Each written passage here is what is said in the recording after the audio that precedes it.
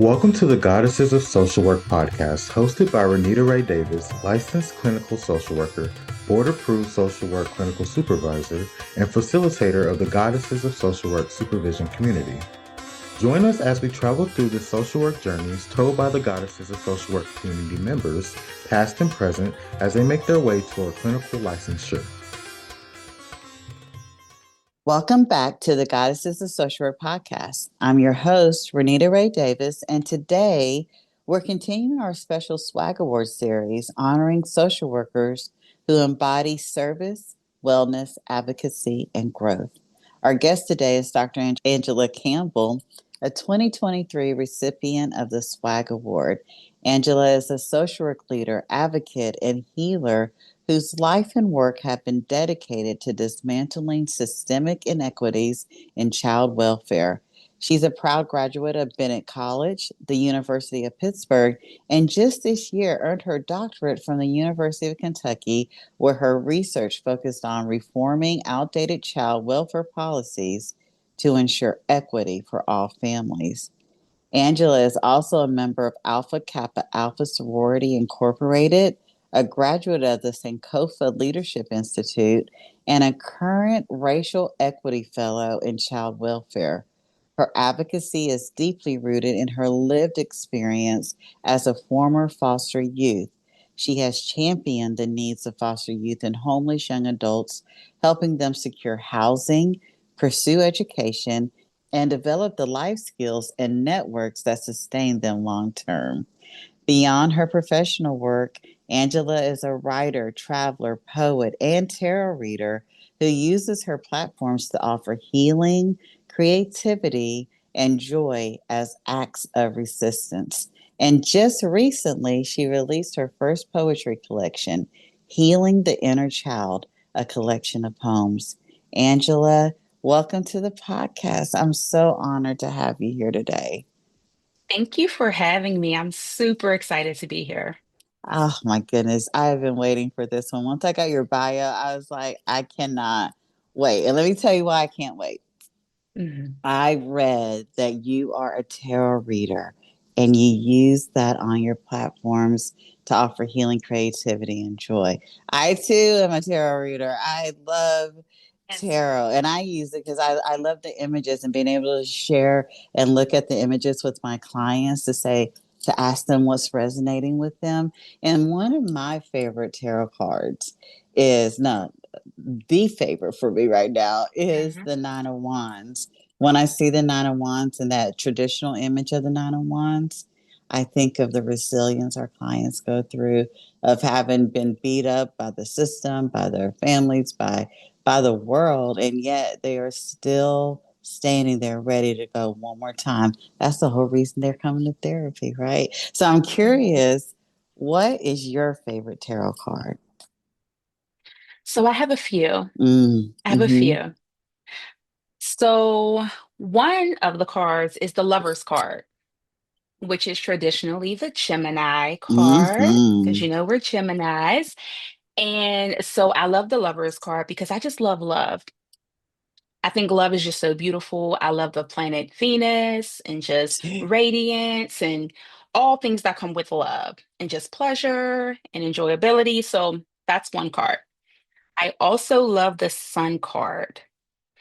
I have a ton of decks, but one of my favorite decks is the Afro Goddess collection.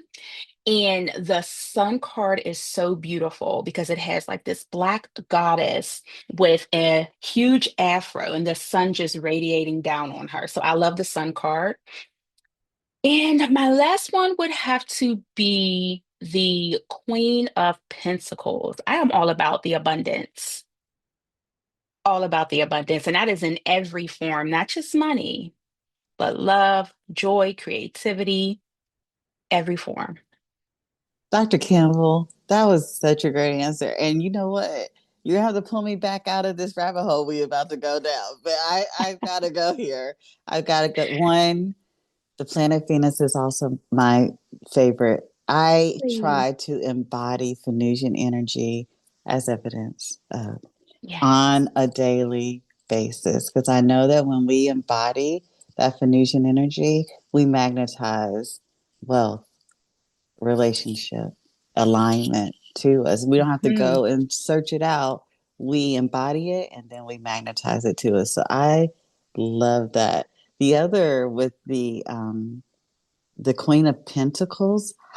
Of course. Can I tell you what my theory is on the Queen of Pentacles? Yes. She is the Proverbs 31 woman. Mhm. And in the biblical tarot, she's actually the Proverbs 31 tarot deck card. Yeah, I have so many decks like you too. And I had already been thinking that. And then when I got the biblical tarot, that's the image that they had for her was the Proverbs 31 woman, is the fact that she's able to, you know, take care of her home. She has a vineyard. She's making investments. She's about her business. And she Yes. makes sure that her families have what they need, whether it's cold or not. And so I also am a fan of the Proverbs 31 woman. And then finally, the Afro Goddess set, come on through. Yes. That is the most beautiful deck. Did you get the original when she had the big cards, or did you get the second printing of it? The second printing, Me but I too. did get the book. You know, the book, and Ah, she has poetry with each card. oh, come on through. I didn't even know What is her that. name? Andrea Furtick? Amazing. Yes, You all have to check out that yes. deck. Hmm. I love that. Oh my goodness, that was so great. That was so great. Now, I said you're on the pulling out of the rabbit hole, but I'm Hmm. going to ask one more question. In what ways do you find yourself using the tarot with the people who come to you for healing? So people often reach out to me when they are facing uncertainty. Maybe they're in a job that they don't enjoy and it's draining them, and they're really frightened to take that leap of faith. Or maybe they're in a relationship that doesn't feel healthy and they don't really feel supported to be able to cut that tie in that moment.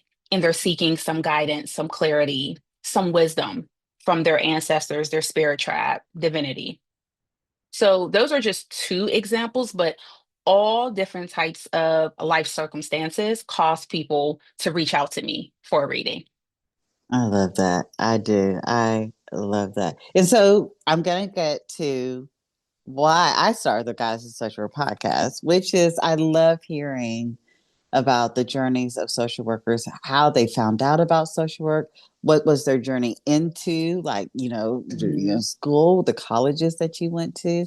And then Dr. Campbell, and I love saying Dr. Campbell, you went all the way through to your DSW. And so for you to be Mhm. that committed to the profession of social work, I want to hear your love story with social work. Absolutely. So I attended Bennett College in Greensboro, North Carolina, one of only two HBCUs that are all women's colleges. It's just us and Spelman.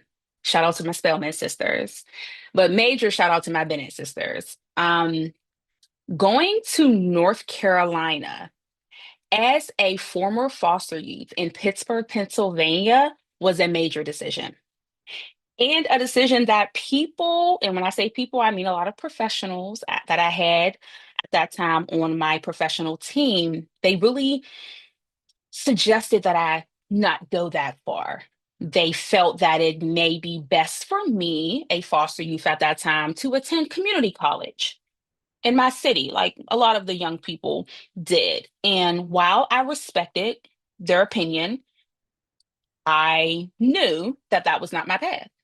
And so I advocated for myself at the young tender age of 17 and told them, I'm going to North Carolina. And it would be really awesome if you all provided me with the supports to make this happen. And they did.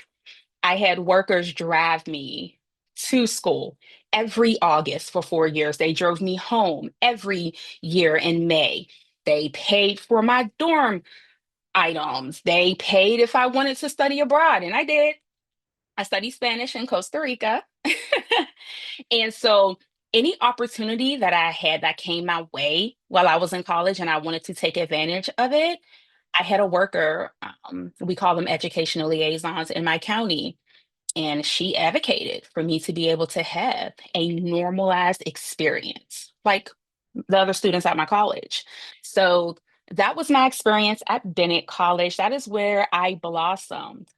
That is where I came into my true leadership and really came to understand myself, my history as a Black woman, and felt really empowered by sisterhood. Been in college at that time, I would say maybe we had 800 students, might have been less than that. So we were joking, say we were our own little tight knit sorority. And so that foundation of sisterhood, legacy, and just Black empowerment really let me feel uplifted to pursue further education. So I returned back home to Pittsburgh, went to the University of Pittsburgh. Of course, at that time, they were in the top 10 in the country for social work. I did advanced standing, in and out of there in 1 year. And so I graduated from Bennett in 2013. I graduated from Pitt in 2014. So I have this master's degree, and I'm like, what do I do now? So I immediately jumped into working for an organization that I was actually a part of as a foster youth, an agency here in Pittsburgh called Action Housing. They have transitional housing for young people aging out of foster care, ages 18 through 24. While I was in grad school at Pitt, I was living in one of the apartments, a part of that program. Once I graduated, they hired me. I became staff. I was working overnight, monitoring the building, making sure young people weren't sneaking people in. You know how it is. You got to make them sign in, sign out, who's in this building, do room checks and things like that. I waited for 6 months and I worked overnight until a case management position became available. And that's what I wanted. So I slid on in there, got that full-time case management position, worked there for a few years.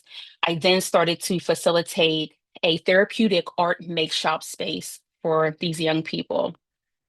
In this space, we created digital 3D art printing, we crocheted, we painted canvases. Young people started businesses. We would pay the fee for these young people to set up their artwork at different events, and they would pocket all of the money. It was empowering, it was amazing. And so I did that for a few years, moved to Charlotte because I miss North Carolina. I love North Carolina. Moved to Charlotte for a year. There was just not a lot of opportunities for social workers at that time in Charlotte. So I returned back to Pittsburgh, continued to work, returned back to the same jobs I had. Now, I have worked, like many social workers, multiple jobs at the same time. At one point, I had 3 jobs, Renita, 3 jobs. And so I decided that it was time for me to make a change in my career. So I then accepted the position of education liaison. That worker who I talked about, who supported me when I was in college, full circle moment. And being an education liaison is by far one of my favorite roles that I have operated in. Being able to support young people through high school, attending their IEP meetings, showing up at their houses because they didn't go to school or they missed the bus and driving them to school, right? If they're in group homes or placements, showing up, meeting with them and their staff, trying to understand what the barriers are to their educational success, taking them on college tours, helping them move into college and supporting them while they were in college so that they could graduate. That role, I miss that job. I haven't done that job for 2 years. I miss it. And so I did that for some time until the opportunity became available for me to have my current position doing racial equity work in child welfare. So I still remain in child welfare, just a little different. I went from the micro level of doing the direct practice work to more of a meso level of doing the organizational work and really looking at the policies, the decision-making practices that staff in child welfare were participating in that was causing harm and causing there to be an overrepresentation of Black children, youth, and families in child welfare.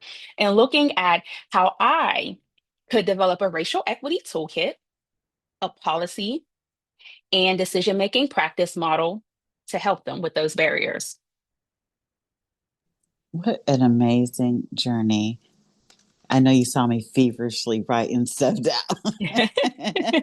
I want to go all the way back to you were in Pittsburgh and somehow you chose a all women's HBCU in North Carolina. And by the way, my family Mhm. folk are from North Carolina. So we Oh, continue to nice. find connections with each other. But how North Carolina? how did you find out about Bennett? Especially, you're describing it as such a small school in 2014. How Mhm. did you find out about Bennett? And second, how did you find out or how did you know you wanted to be a social worker? Yes. So while I was in foster care, I was court mandated to attend this program for at-risk girls in the city. It was called Gwen's Girls, and it's still around today. They do amazing work. And while at Gwen's Girls, I met some of the most phenomenal women at the age of 14 who have continued to mentor me, pour into me, and envision a life for me beyond my greatest desires that at that time I could not see. Those women still are a part of my life till this day, and I'm 34. One of those mentors, her name is Maya. She was a social worker, a member of Alpha Kappa Alpha Sorority Incorporated, and a proud alumna of Bennett College.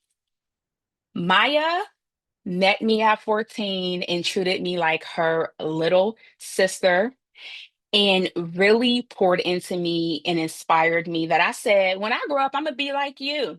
And I did. I was just like her. I'm just like her. And so Maya told me about Bennett College. She talked about HBCU, and I'm like, HBCU? What's that mean? I wanted to on the Black College tour. And Gwen's Girls at that time, it was a lot of money. It was like $500. It was a whole week toured up and down the East Coast. It was a lot. And Gwen's Girls paid for me to go my junior year. Bennett was one of the schools that I toured, and I fell in love. I said, I am coming here.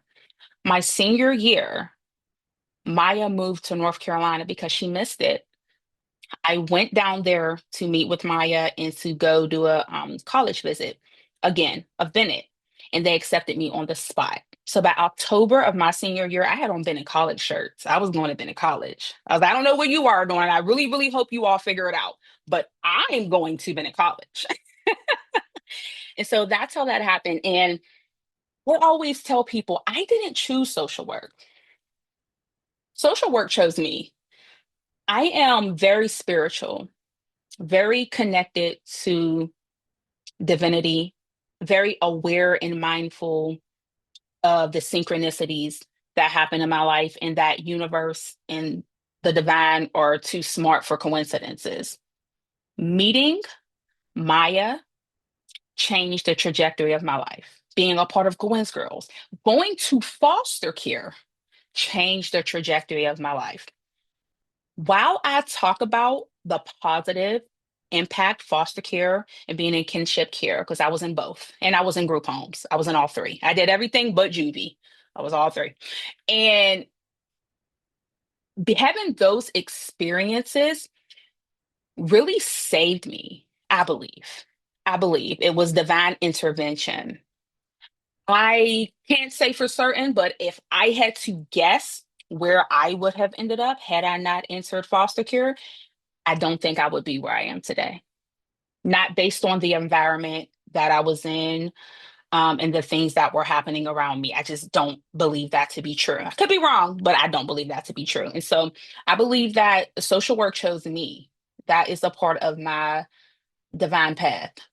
The blueprint of my soul's purpose is to be of service to the collective consciousness. Come on through, Dr. Campbell. Come on through. I do believe social work is a calling. I know I believe it's a calling. I absolutely Hmm. do believe that it chooses you, especially when you answer the call. Hmm. Absolutely.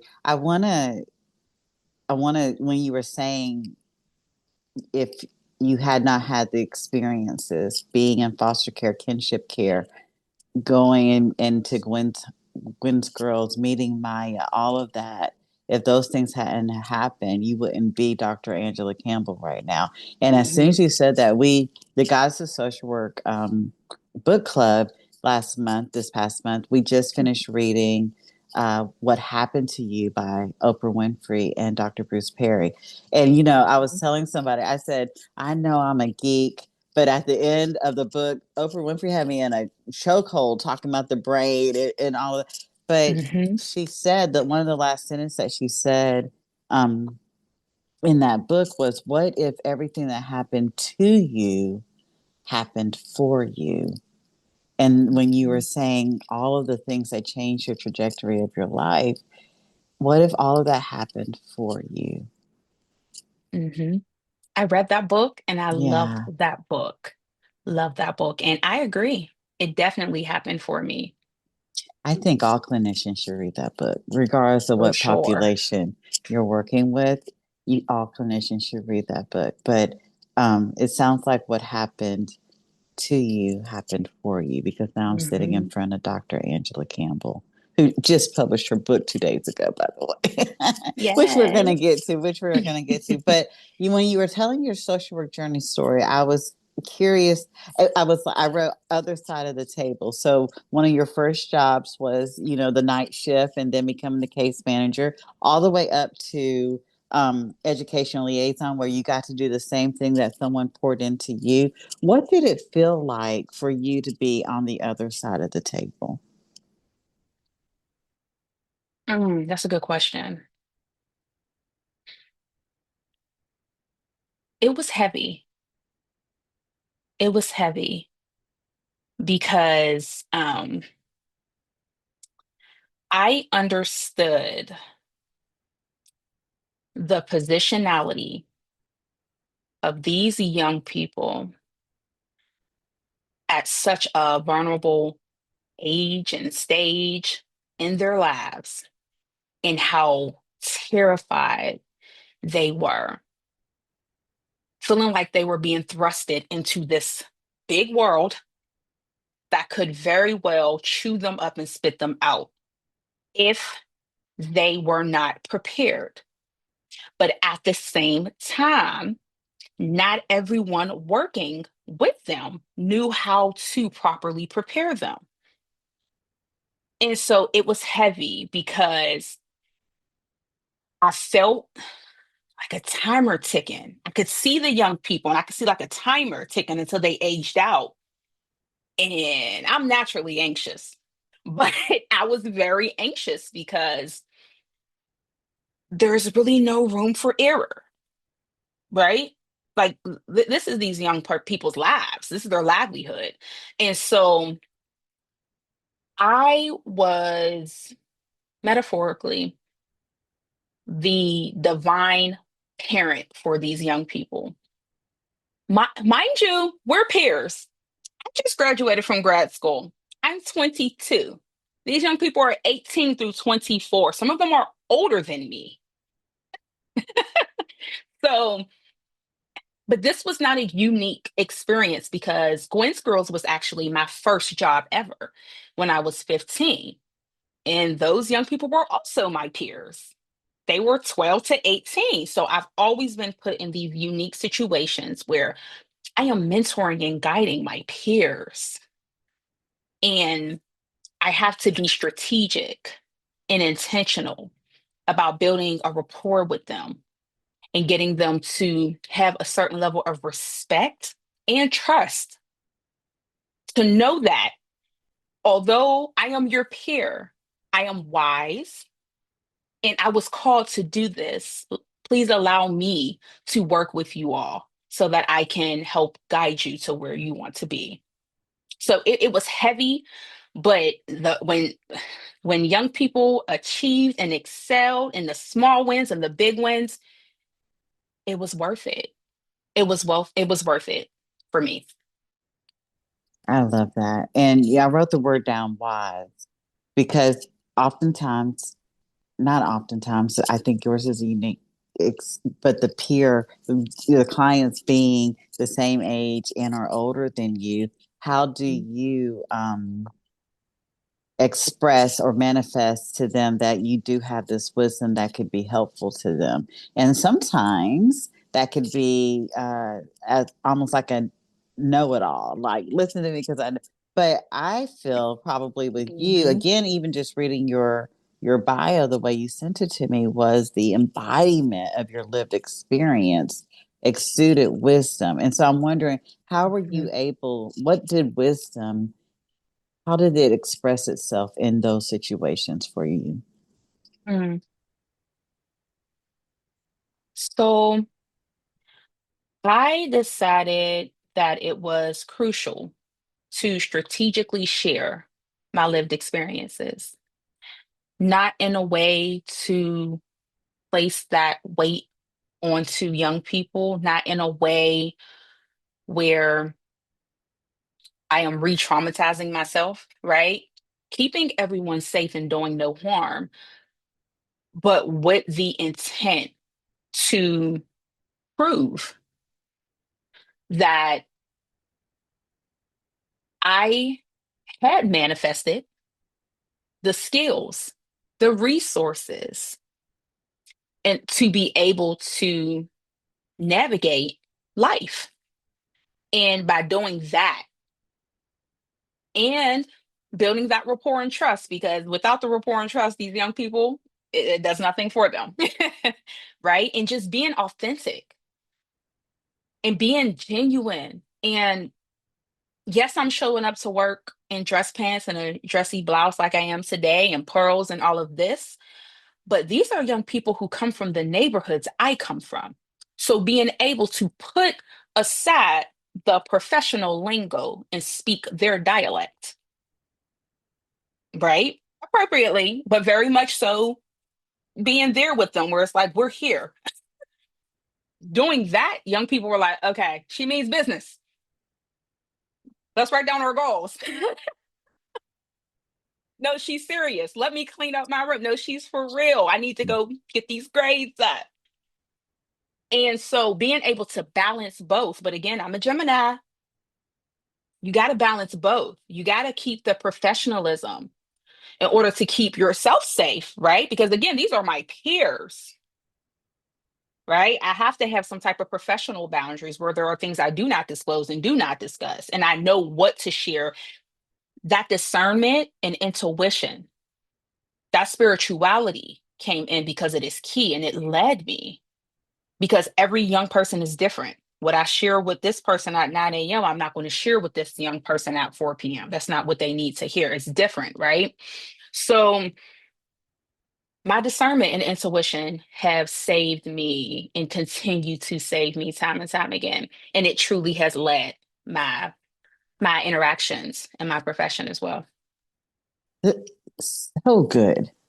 Just so good. And there were two things I want to just respond to. One, you did such a good job of, because the Guys of Social Work podcast gets heard by social work students, you did such a good job of sharing such a real life example of what good disclosure looks like and why it's important and why it's important. And then the second thing, bringing back your spiritual essence and using your spirit of discernment when you Mhm, do so, because oftentimes the profession teaches us that that gets left outside the door. Don't bring the spiritual piece of yourself mhm, into these spaces, but we need that. We need our spirit of discernment in order to know, okay, when is it a good time for me to do this type of disclosure in order to save a life? We need all the mhm. pieces of ourselves in order to do the work. That's why it's a calling. Yes, That was so good, Dr. Campbell. I want to go back to therapeutic art. That's so Venus. it is. That is so Venus. And my sister is a music therapist, and she's done these. She's been on covers of magazine. This is the brain. Amazing. Yeah. And so we know there's even a book called your brain on art. So we know the importance Mhm. of art on the developing brain, but just on the brain in general. What Mhm. did that program look like and or feel like for you? And you can do it from whatever angle you decide. Oh my goodness, Renita. It was it was almost like a multi-dimensional experience for me. The space itself, which was inside of the transitional housing program, but Mm. but downstairs in one of like the community spaces, like meetings could happen there and things like that. Now imagine there's 3D printers, there's wood everywhere, there's canvases, there's fabric, there's beads, there's jewelry kits, there's all of this stuff. And we have technology. So there's laptops, there's iPads, there's a smart board. And so I would walk in, young people would come in, and even young people who had left the program, aged out, were always welcome back. It was a safe space for young people to land no matter what their age was. And that was very important because they're building this community with one another, with us.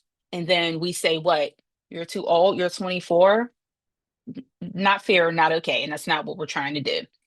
So you have a mix of young people who are living independently on their own outside of this program, alumni, and young people who are in the program. You have me. I've been in all three. And so because I'm such a free spirit, shout out to the hippies. I'm such a free spirit. Okay. I don't really like boxes. I don't like lines. I cross everything because I'm just kind of like, why? Right. So I would come in, there was no real structure. The only rules were to be appropriate and be respectful and to try and to not offend people. There were really no other rules. So I would come in, I would play music. There was always music. I let the young people pick what music sometimes. And sometimes we would do yoga. We'll put yoga up on the screen. We got mats in the back. Other times we would just come in, sit down, and everybody would be working on something different, like their project, unless there was a facilitator who came in to do a group project and we're all working on the same thing. But most of the time, everyone's working on their own project. I'm usually over there crocheting a blanket or painting a canvas or making jewelry or something, right? And there's this dialogue that happens. So think of like art, like group therapy, if you would. Young people are in there disclosing positive things that happen. I got a job this week. Miss Angie, I signed my lease. I just bought my first car. I got engaged. I mean, we were in there celebrating all types of things. But then also the challenges were presented. I have to move out in a couple of months, but I still haven't found an apartment. And then a young person might say, well, my apartment complex has opening. So there's this sharing of resources, right? It was such a beautiful experience that I think and reflect on it often. I have not worked in this space for maybe 4 years, 4 years now. It might be a little longer than that. And so I think about this space often because it literally was like stepping into a portal. And young people were manifesting in real time, not calling it that, right? And I'm using that language because I'm a hippie, I'm a free spirit, I'm into metaphysics and occult, but they're not calling it that, but that's what they were doing. And those are the seeds that I was planting by encouraging them to make a vision board. You're not really sure what you want your life to look like in 2 years? No problem. You don't have to list your goals out on the form I have in the office. Let's go into the make shop space. Make a vision board. Let's make a vision board, right? And so if there were, I remember specifically a young lady was about to move out. She had saved up some money, but didn't have enough money for the bed frame she wanted. She went into make shop and built the bed frame, and a couple of the guys helped her, painted it and everything from wood from scratch. So literally, I'm watching young people co create with the divine and the materials that were provided to us by source in real time. And I'm just there like, wow, is this really my job? I love this. It was a beautiful time, a beautiful time. So those are just some of the things that come to mind when it comes to Make Shop. I love that. And that was also the fact that you always have everything you need. That was such a great example of Hmm. when they say you really do have everything you need. You really do have everything, including the skills and the resources. That Yes. was amazing. And yes, let's manifest in real time. I love that. I want to go back to your work. Well, we're still with your work with foster youth and the Hmm. fact that you're doing this racial equity work. So that said to me when you were telling your story initially, that as you've done this work, been on the other side of the table, you have noticed that there was some racial equity work that needed to happen. And I don't even know what the Hmm. question is. I'm just gonna lay that Hmm. there, and then you just tell me what your observations were, and now where you're wanting to go with that. Definitely. So everything is connected. I participated in the Sankofa Leadership Institute, which is led by is it the Black Child Welfare Leaders? And so it was a 1 year program, some virtual, some in person in Charlotte, North Carolina. There's North Carolina again. He's calling me, right? And so I participate in this leadership program that my supervisor referred me to. And at the conclusion of this program, and from working with the mentor that they provided to me, because they provided everyone with a mentor, I get the divine download through a dream from the ancestors that I'm supposed to go back to school. Mind you, Angela Campbell has never spoken about wanting to have a PhD or doctor. Angela Campbell was totally fine with her master's, had it for plenty of years. It was fine by me. But had this dream, and I woke up out of this dream and started looking up doctoral programs. And I'm like, it needs to be online because I work two jobs, which, side note, part-time, I work with individuals who have intellectual disability and autism, kind of like home and community support. And I've done that on and off for the past 10 years. So I've always worked two or three jobs. And so I'm like, I work two jobs. I cannot go physically into a school. Like there's just no time in a day. Right. But I said, okay, I can do online. I've never really done online before, but I can try it. I'm a tech girly. So why not? And within a couple of days, I I see I see an article about child welfare, juvenile justice in Kentucky. And I see that the person who wrote the article is the dean of social work at the University of Kentucky, and that he has lived experiences in these systems. And a light went off. And that's what drew me to the University of Kentucky.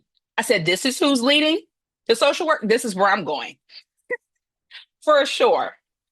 And so I made that decision. And when I made that decision, I didn't know that I was going to be shifting and going into working in the Racial Equity Fellowship. It wasn't thought of at that time.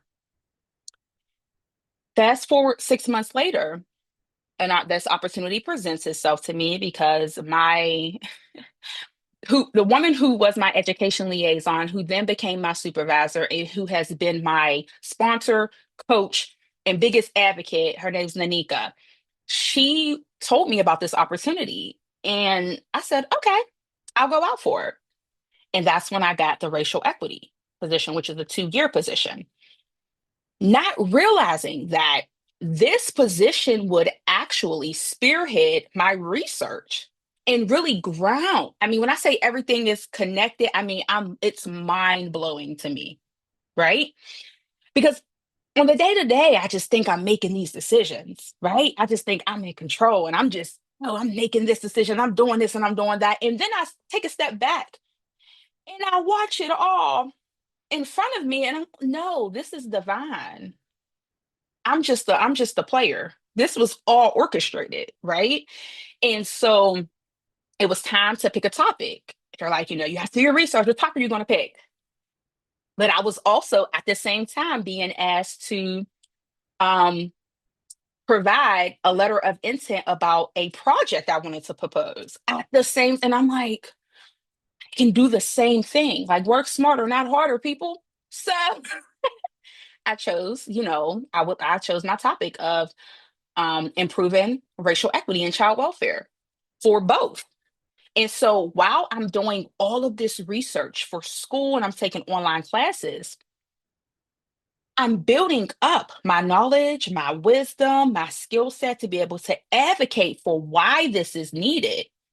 And then, more importantly, how I'm going to put it together, wrap it in a bow, and present it in a way that makes sense for workers who are on the front line. Because, mind you, I come from the front line plenty of years. I am not a person who started up here and never worked at the front line.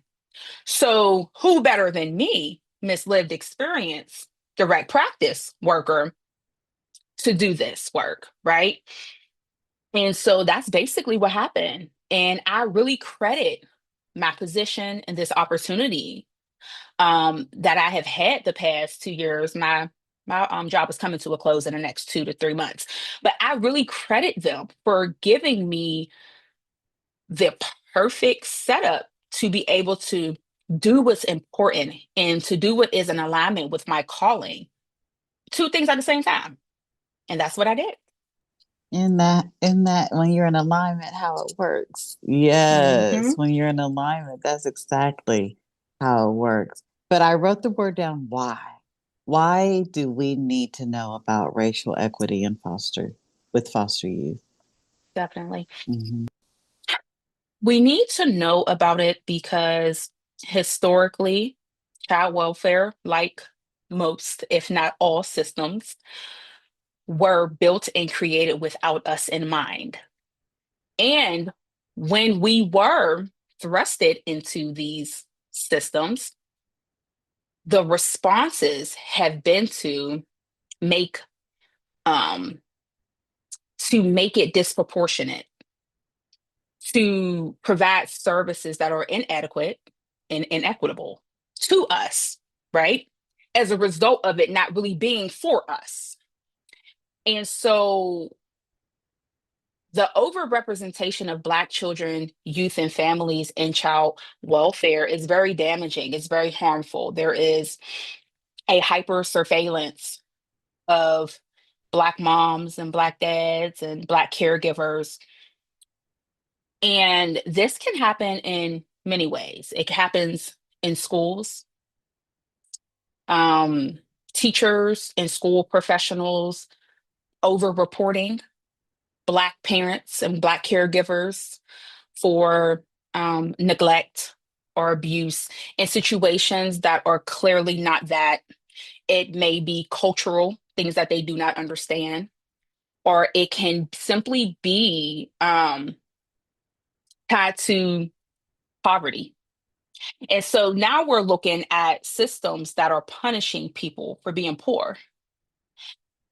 And not just punishing people for being poor, but punishing people for being poor in a country that is literally set up to keep these specific people oppressed.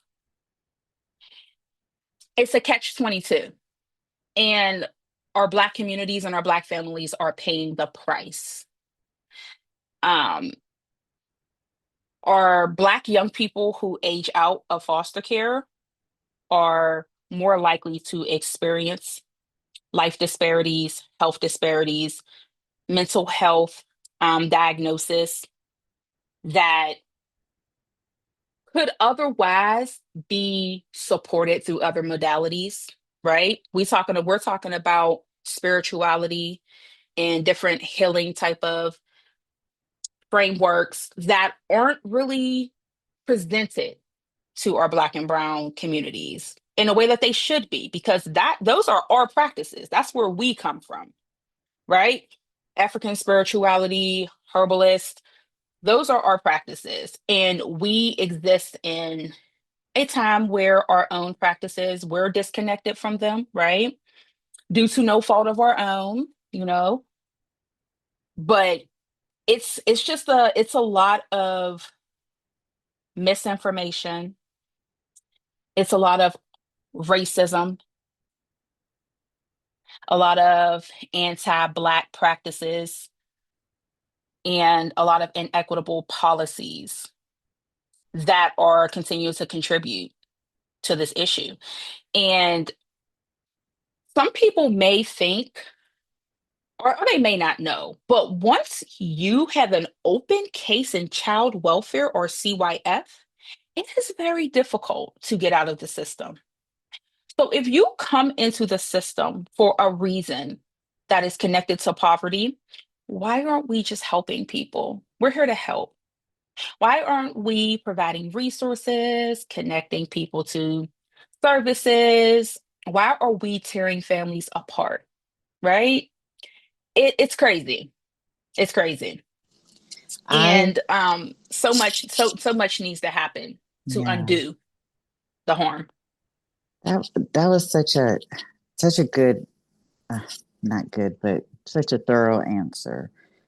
I really like, and I don't think I had ever heard this, and I'm sure you're in these circles, but I liked how you pointed out hyper surveillance. I never Mhm, heard that phrase, but that's exactly what it is, the over reporting, the hyper mhm, surveillance of brown and black parents as it relates to their kids. And that being the trigger point of how these mhm, families get into the system. And I talk sometimes. I supervise the Goddesses of Social Work community, and I recently was talking to them about the history of social work that mhm, as I know it. Okay, this is Renita's history of social work mhm, as I know it, and I've been in social work for 26 years, and I remember my professors talking, almost 30 years ago about how white women would come into the homes of black families, specifically single black mothers, looking underneath the bed for male shoes, looking in the bathroom for additional toothbrushes, looking in their cupboards to see if there was food that wasn't purchased through EBT or food stamps or whatever it was called at the time. And if for whatever reason, if they felt like they had a man who was in the home or had additional resources that weren't welfare resources, they literally would cut them off of and so having to have a life that catered to the whim of white women in the social work mhm, profession, and then how can we change that narrative? And I think it's important that we do. And even just your story, Dr. Campbell, of these kids were out of my neighborhoods and we need to talk their lingo and speak their mhm, language is so important for us to help them empower themselves, feeling instead of feeling I have to do it this way because she's going to take my resources. But no, she knows this. She knows what I'm going through, and I'll listen because she's been empowered, so she can empower me. mhm, mhm. Definitely. And with that, I often think about if my young people that I work with, and maybe they have come in contact with, but the social workers who would not be able to reach them because they can't connect to them. They don't come from where they come from or anywhere similar to where they come from. And I think that's why it's so important to make sure that we are hiring social workers and people with A, lived experiences, and B, who look like the majority of the young people and families in our system. If I'm saying there's an overrepresentation of Black and Brown children, youth, and families, why is the makeup of organizations predominantly white? there's a disconnect here, right? And it's not to say that there aren't initiatives and cultural humility trainings and we do all the things, right? But some things I believe you can't teach. That's just my belief. Some things I believe is it's either it's just in you or it's not. And the young people know they're very intelligent. They're far beyond their years, unfortunately, because they've had to be to protect themselves and keep themselves safe. And they're very intuitive. These young people, they look at you, they look at your jewelry, what shoes you're wearing, what car you stepped out of, what kind of bag you have on, is it name brand or not? They are seizing you up. They are reading you. And before you even say, hi, my name is, they already made their mind up about you. They already made their mind up.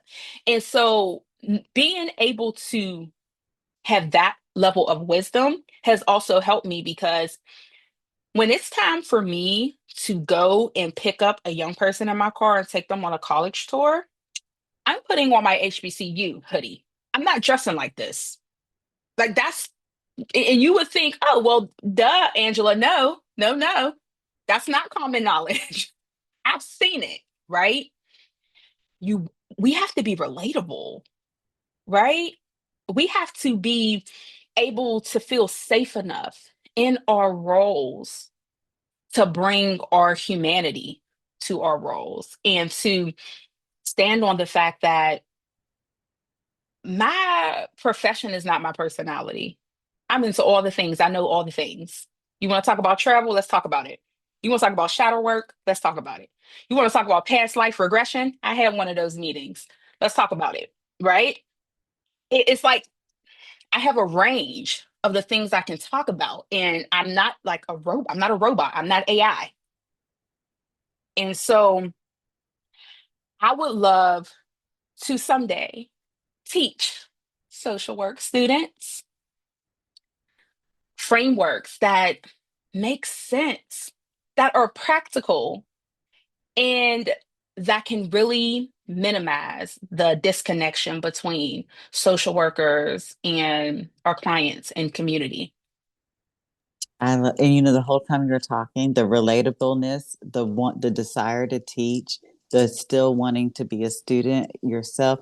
I was like, no wonder you love the Lover tarot card. That's the embodiment of all of that relatability. So I feel I'm, Definitely. you know what, I had while you were talking to, I was thinking, North Carolina is calling you to teach. Wouldn't that be the type of social work you want to teach in North Carolina with the Geechee and all of that?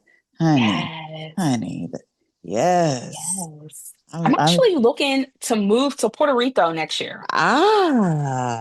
even So not to say I better. can't teach because in North Carolina Yeah. because I can do online. I want to do Yes, you online sure can. So teaching. North Carolina, if you're calling, I'm picking up. Yes, for sure. I love North Carolina. Yes, my family is from Raleigh and Fayetteville, so yeah, yeah, Nice. yeah.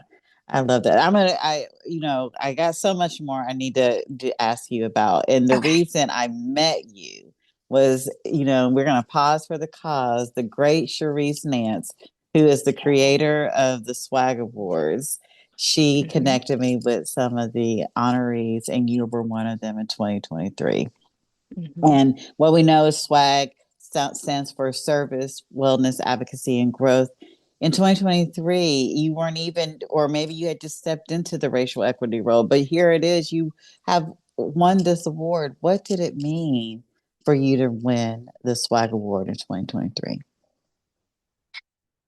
It meant so much to me as an introvert and very eclectic individual to be recognized by my peers. I really respect the work of my peers.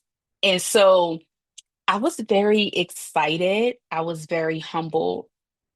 And I just had an immense amount of gratitude because I have been in my humble and divine opinion, I've been doing God's work. I have. And I have never had the personality of I lead with my entire heart. I lead with my entire soul, and I just try to walk the path of my destiny. And oftentimes, because I am still having this human experience, it feels that the people who are doing the best work, the good work, often get overlooked because we're not, look at me, look what I've done. Right. And so I was just very honored. I was like, me? Why, thank you. I appreciate it. Yeah, I was honored. It was very special. It was very special. And I hear she puts on an amazing ceremony. It is a whole party for you guys. Was your ceremony amazing?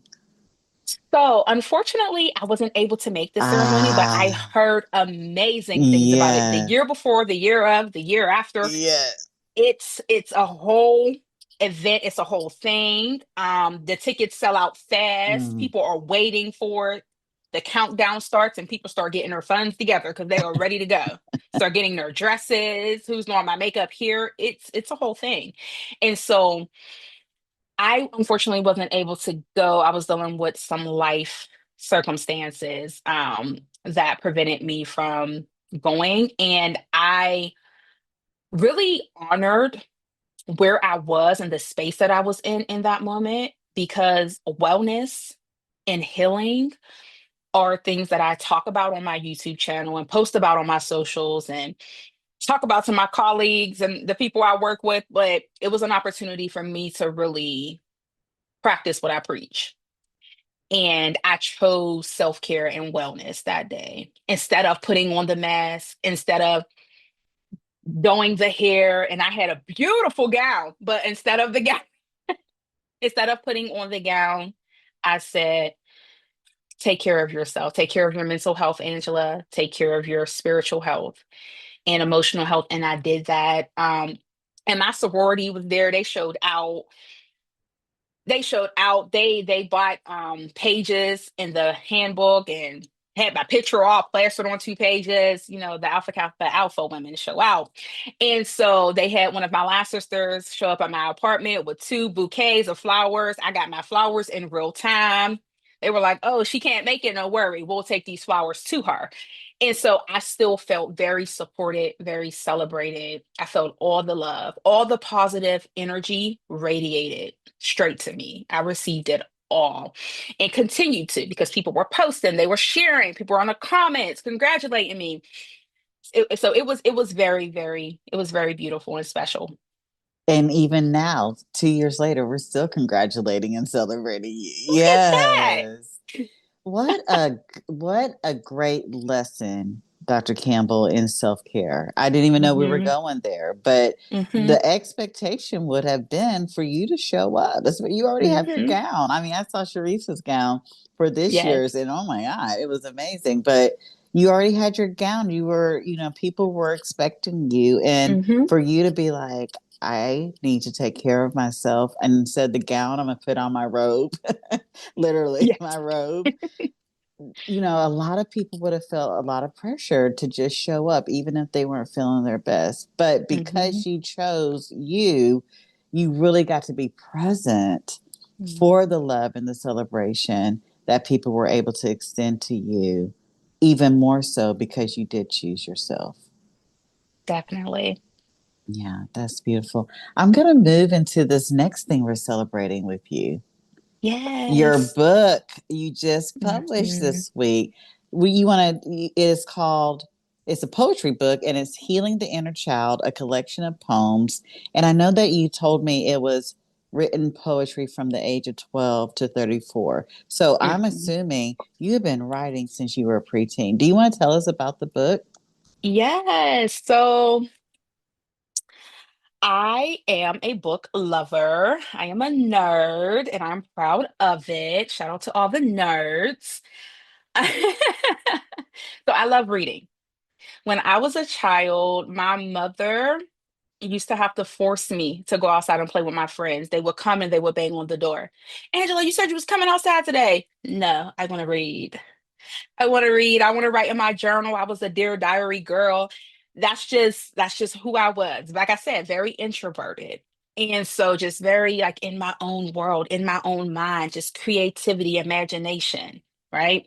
And so I started writing poetry because I just love the art of it. I love the way it made me feel when I read some of my favorite poets' work. And it served as an emotional release for me. I experienced a traumatic childhood in adolescent years, teen years. And so it was a way for me to process and to try to make sense of my external world, um, and to not allow it to overcome me. That's what it was for me. I tell people all the time, poetry literally saved my life multiple times, multiple times. And so it's always been very healing for me. And as I got older, I would write a little less in some phases of my life. Like when I was in college at Bennett, HBCU experience, I was barely writing. I was having the time of my life. I ain't have time for that. But I always returned back to it. So even if I skipped like a couple years, I always went back to writing. And then what I realized around 16 years old, I started to realize that through writing, I was changing and giving different meaning to my reality. I was learning manifestation without knowing that language at a young age. I noticed that when I wrote things that I wanted, they started to like kind of happen eventually, right? There was like this magical essence to it. And I was like, oh, I have powers. And so I always wrote, even if it wasn't poetry, I wrote journal entries, or I was always big on listing my goals and then writing intentions and the steps and, SMART goals and things of that sort. And I tell people I wrote my way into this reality. I shifted timelines, transcended dimensions to be this version of myself. Like I did that. And I did that while being in therapy since I was 8 years old because of my experiences at such a young age. I've been healing my whole life. Right. And so when I'm on YouTube and I'm talking about healing, when I'm posting on TikTok about manifestation hacks, these are things that I do daily. These are rituals for me. And writing is just one of my favorite hobbies that just so happens to transform my life. And I wanted a way to pay homage and to give reverence to the art of poetry and writing and for all that it's done for me in my life. Angela, that is so beautiful. So what I hear you saying, you've been scripting.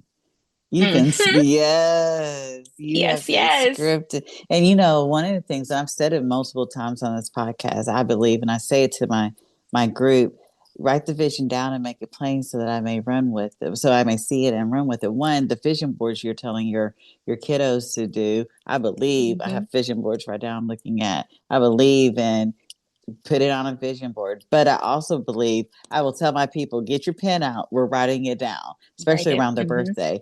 Write it down. We're writing Hmm. down what it is you want to accomplish in our experience over the next 6 months to a year. Let's write it down. And in doing that, you write the vision down and make it plain so that someone, your higher self, God, Spirit, universe, sees it subconsciously and we start running towards it even though you don't even realize you're doing so. I have Hmm. post-it notes in my bathroom wall. Me too. Yes. Let me just scribble this down real quick and just put it in front of myself so that when I'm brushing my teeth, using it, whatever it is, I see that thing that I said I wanted. And then you kind of get so used to seeing them, you forget that they're there. And then one day when you're paying attention, you're like, oh, I accomplished that. I Hmm. accomplished that thing. And so, yes, the writing it down. I'm so super excited about that. But I want to ask another question about your book of poetry that we're going to make sure we have the link for in your podcast notes. What do you Mhm. hope people get out of it by reading your book of poetry? Mm. I hope that people feel seen, understood, and felt. I hope that they are empowered to seek healing. And if they've already been healing, to be motivated to go deeper. Um, I really just want people to understand how transformative it is to heal your inner child, to reparent yourself, to give yourself the experiences, the love, the care, the safety that your younger self may have not experienced. That is what I have been doing. That is what I'm still doing. Um, I am going to a conference in a few days in Florida and didn't really realize that it's at Universal Studios, right? So I go onto the website and they have a Super Nintendo world, a whole world dedicated to Super Nintendo. So I'm obsessed with Mario. Grew up playing Mario. I still play Mario Kart with my clients till this day. And I'm always Princess Peach. Make no mistake about it. Always Princess Peach. And so I saw that there was a Super Nintendo world, and my inner child went crazy. I ordered a Princess Peach customized jersey. I got Goddess on the back because Goddess is actually one of the names I go by. I got my favorite numbers, 55, put on it. I mean, I am about to have a ball by myself. No children present. By myself at Universal Studios, riding rides, eating ice cream instead of food, doing whatever my inner child wants to do because I'm grown now. I can do what I want. And so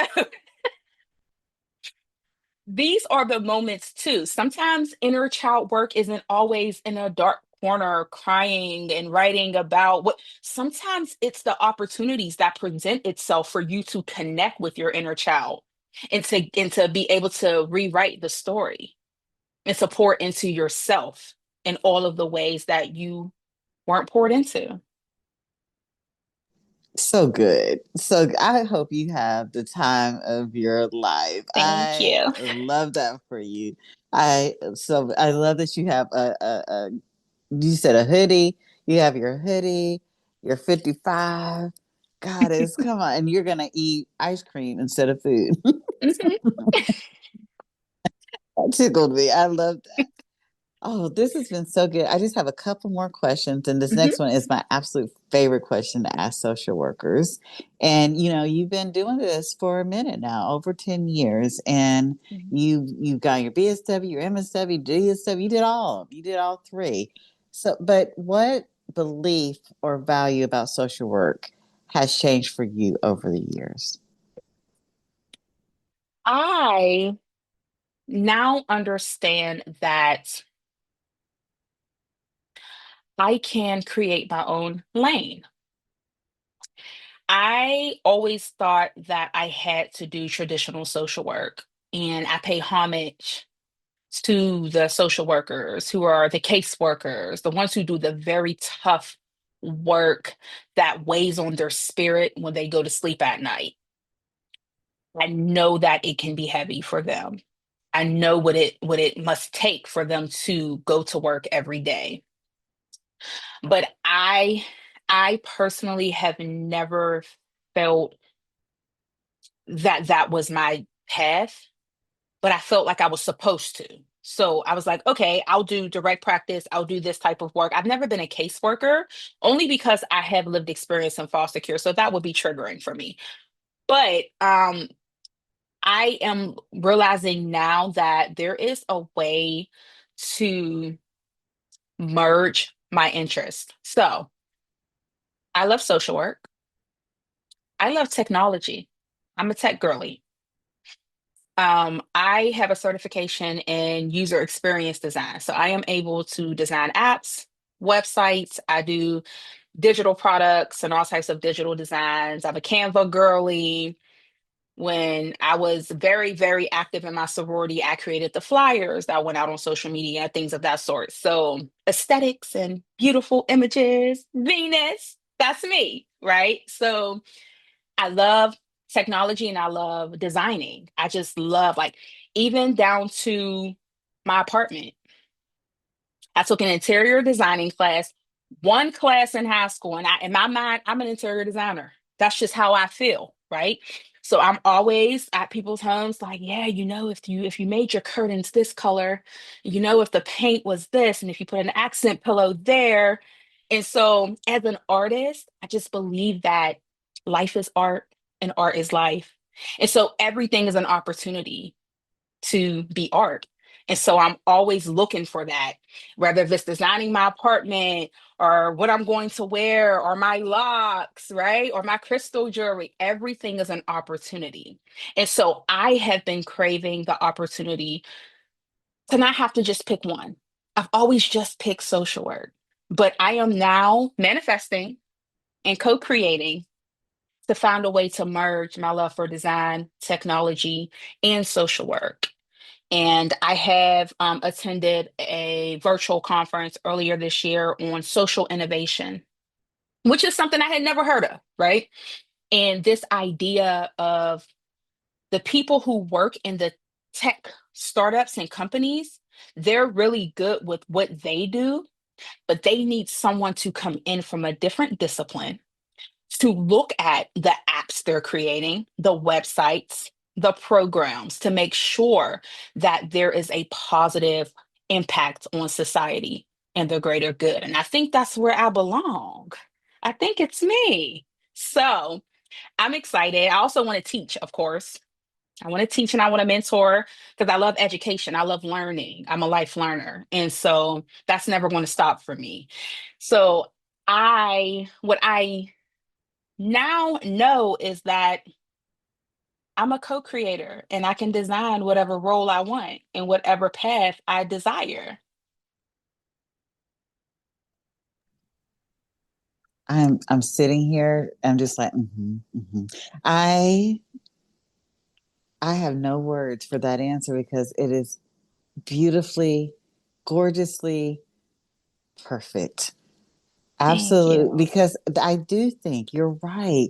We have this thing over here that we're doing, and we just keep choosing social work, and we don't feel like we can pull the two things together. And for the last 5 years, that's one of the struggles I've had. It's like, how can I Mhm. pull in how I've co-created it is through my supervisees and saying you can do that thing and social work. So we have yoga and social work. We have singing and social Mhm. work. We have all these different things that they are doing the thing that over here that they thought they had to keep separate and bringing it into social work and being able to see you guys pull those things that you love together is changing the profession. And I love that for you so much. And can I tell you, because before we started, you said you liked my background. And I was like, oh, thank Yes. you. But to hear that you're an interior designer Mhm. and that you like it, it's just like Mhm. that took that compliment 100% way up. That took 100% because it's very fiducian, and I love that. I really do. Oh my goodness, Dr. Campbell, this has been such an amazing interview, and I just have one final question for you. Thank Okay. you for saying yes. I did not expect this to be so juicy and so. You gave me permission to show up as my authentic self. And I think even though we like show up as your authentic self, sometimes we Mhm. need an outside person to come back in and remind us to show up as our authentic self. And I want to tell you that's what you did for me today. So thank you. And You're so, my welcome. final question, though, for you is Mhm. what advice would you give to other social workers who want to create meaningful, lasting change for youth transitioning into adulthood? Definitely be authentic. Be creative in your approaches. Do not be dull. Do not have cookie cutter approaches and frameworks with young people. They will not land with everyone. Um, we always talk about meeting people where they are in social work. Really put that into practice. Do not allow that to just be a catchy phrase. Meet people where they are, learn their interests, learn their barriers, and be specific and intentional, so strategic about the frameworks that you design to interact with them and to help them. I also think that it is important to do what you're passionate about.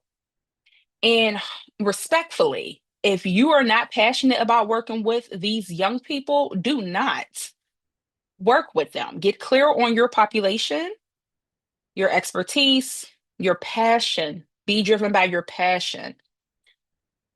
These young people, many of them really need support beyond the typical framework of social work. It's also important to make sure that you are teaching them basic life skills, how to address an envelope, how to open up a bank account, how to catch the bus, right? These are things that people will think, oh, well, this is no, these are skills. If no one taught you, you would not know how to do it. And so when working with young people, I think it's also essential to focus on building their soft skills, teaching them how to appropriately write an email, right? Helping them with their resume, helping them to improve their communication skills is vital. It's so vital. And this is beyond interviewing for a job. This is beyond a script for a job. I'm talking about for their interpersonal relationships. Many young people, they don't have a huge community, a huge amount of support. And so they need to have the communication skills, um, along with the skills to be able to sustain and nurture bonds and relationships. When I think about what I could have not known when it comes to maintaining bonds with my mentors that could have prevented me from having these people in my life to guide me, it's a scary thought. It's a scary, scary thought. But along the way, some of it was intuitive. Some of it was intuitive. I just kind of knew. But other things I was taught how to sustain those relationships because professional relationships come to termination. They need natural supports. They need natural supports. They need coaches, teachers, mentors, whomever in the community that runs the rec center. They need support. And even if they have their biological family or foster family or kinship supports, if they're likely unstable on and off again, they always need community outside of family to kind of serve as that safety net. Many adults are walking around with a safety net. Most of us who have aged out, and even older ones like myself, do not have a safety net. Who do we call when we need something? Who do we call when there's an issue with our car? Who do we call? Those types of issues. Who does a young person call if something happens with their place and they need somewhere to stay? These are the types of circumstances. Who do they call when the dorm is closing and they usually let them stay for breaks, but they can't stay this time? Where do they go? Are they homeless now and they're just trying to get their education? It's so imperative to help young people build up their social ecosystem. So good. I wrote down frameworks that you design. I think one, I think we need to encourage social workers that you can design your own framework. Mhm. You're a generalist for a reason. You take all of Mhm. the pieces of the things that you resonated with, including your lived experience, and you create your framework. And so then once I wrote that down, and then hearing the rest of what you just said, and your label, your title as an interior designer, that takes on a whole new meaning.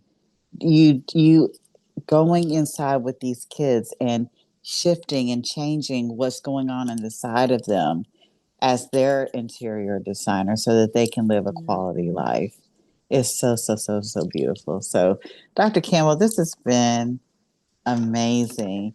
Just thank you for being here. Thank you for the work that you do to stand with and for our young people who deserve love, stability, and opportunity. Congratulations again on your swag award and on your new book release. We'll make sure that we have all of her links in the show notes.